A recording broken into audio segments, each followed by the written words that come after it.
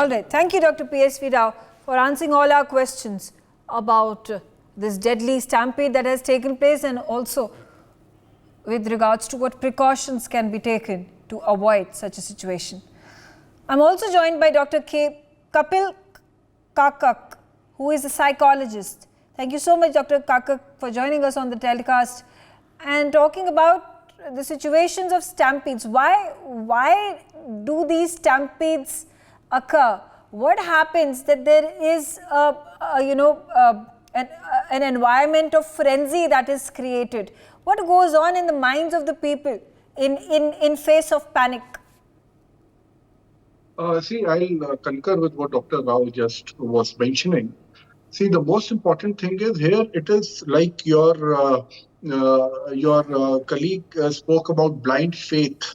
So for me, it is blind faith versus blind administration. When you have, if you are given permission for 40,000 people, and these 40,000 people or 2 lakh people, they wouldn't have come at one go. So they would have gradually made that our number. The question is, what was the administration doing? Because this is a very heightened emotion. Now it's a heightened emotion state. Why?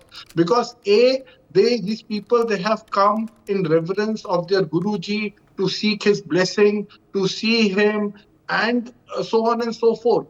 And when this kind of reverence is there, which unexpectedly, which they obviously are not expecting, it turns into a stampede where people start pushing each other. And why this happened was because they wanted to seek his blessing or touch his feet or go on the whatever the path that was where the Guru had already left from. So this is something which normally happens when people with great expectations, they come to the venue.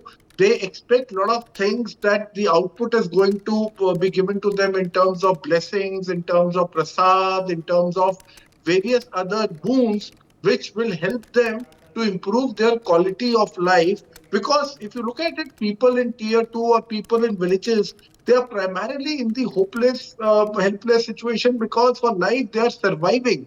For them, food is the basic necessity that they are fighting for every day. So congregations like these, they give them a lot of hope that perhaps after attending such things, their life is going to change. And that is where, when they come with such heightened emotional state, that is when such things are bound to happen, because the impulsiveness takes over, because the emotions run so high that people are just wanting. Because see, for them, right now, what is important is Babaji. And like when they all started rushing towards him when he had left, etc. So that is why such things are bound to happen. So if we look at the people in India, we know the kind of religious faith, the kind of blind following we have. So and this is a common knowledge. So for me, it is the administrative failure that they could not cover up, that they should have anticipated this, which they unfortunately did not. Secondly, this is herd mentality. Now, the herd mentality, why it comes is because when people, out of such despair in life, they don't take onus on themselves. They start believing in the outside information. What is that outside information? That Babaji has magical powers. If you were to touch his feet, and if you were to follow his path, your life will change. So people are primarily coming with a lot of hope.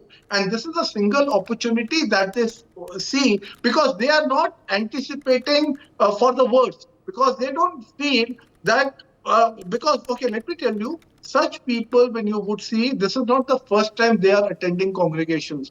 These people would have attended congregations in the past and they would have gone home safely. So such things are never in their mind. And when it gets into chaos and everything collapses, is when such unfortunate deaths take place. And Dr. Kakkar, the fact that, it's contrary to logic is when you're behaving in the way that you're behaving. You're saying that emotions run high. And so that's what I'm saying. What goes on in the mind of that person? who's standing over there, who's pushing against other people just to get a glimpse or the blessings of this particular individual in the case that we are talking about that happened yesterday. And you know, the better sense actually you know, tells you in your mind that it's wrong to be there. You are going to get hurt.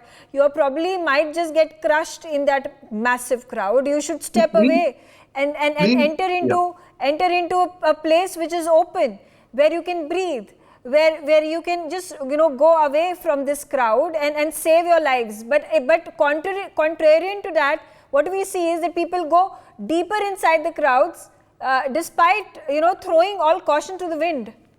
See, we have to understand faith is blind.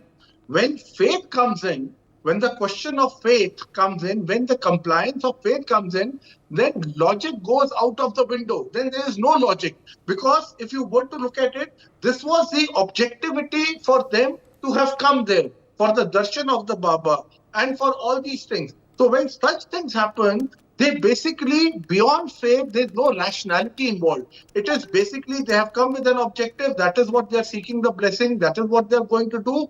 And when it turns out into a panic-like situation, which a person has never been trained about, which they have never been educated, and whenever a person panics, it is basically, in all likelihood, it is going to be fatal. If you would go, perhaps I'll just give you a small example. If you go to places like Rishikesh, etc., for rafting, you would always see your guide is going to tell you one thing. If so, you have the life jacket, you have helmet, you have everything. You cannot drown in Ganges. You will only drown if you panic. And when this faith and belief, it turns into a panic and the domino effect, etc., and panic also has no rationality. So when the rationality obviously is missing, these things are bound to happen. And that is where, again, I'm repeating at the cost of repetition, that the administration should be blamed here, because we are a country where belief is very strong. We know the educational background of these people. We know that these people would not have got any kind of, you know, education and do's and don'ts, etc., etc. So I think this is really unfortunate, and blaming people or the guru, for me personally speaking, yes, had the guru not taken the permission from the administration, we should have blamed him. Okay, all right.